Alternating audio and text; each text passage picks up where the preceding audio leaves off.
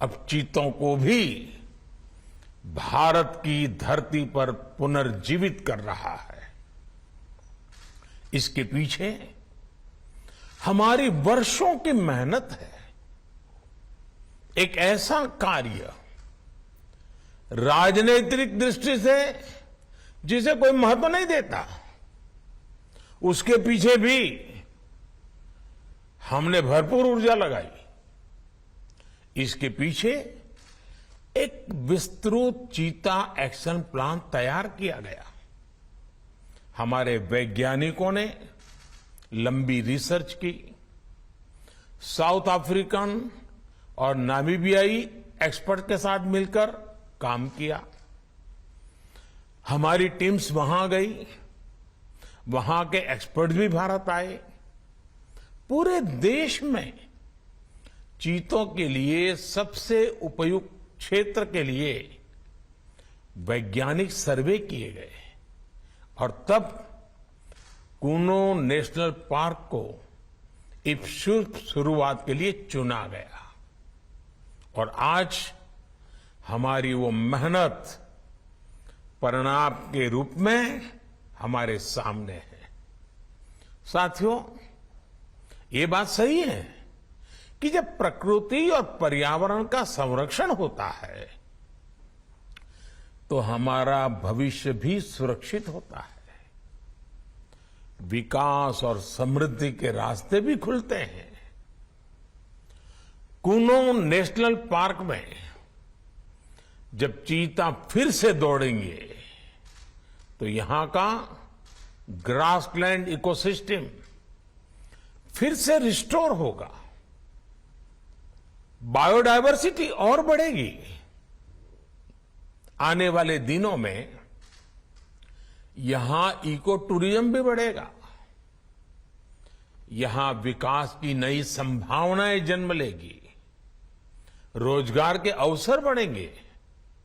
लेकिन साथियों, मैं आज आपसे सभी देशवासियों से एक आग्रह भी करना चाहता हूं। कूनो नेशनल पार्क में छोड़े गए चीतों को देखने के लिए देशवासियों को कुछ महीने का धैर्य दिखाना होगा, इंतजार करना होगा, सहयोग करना होगा। आज ये चीते मेहमान बनकर आए हैं, इस क्षेत्र से अनजान है। कूनो नेशनल पार्क को ये चीते अपना घर बना पाए, इसके लिए हमें इन चीतों को भी कुछ महीने का समय देना होगा। अंतर्राष्ट्रीय गाइडलाइंस पर चलते हुए भारत इन चीतों को बसाने की पूरी कोशिश कर रहा है। हमें अपने प्रयासों को विफल नहीं होने देना है। साथियों, दुनिया आज जब प्रकृति और पर्यावरण की ओर देखती है तो सस्टेनेबल डेवलपमेंट की बात करती है, लेकिन प्रकृति और पर्यावरण, पशु और पक्षी भारत के लिए एक केवल सस्टेनेबिलिटी और सिक्योरिटी के विषय ही सिर्फ है, ऐसा नहीं है।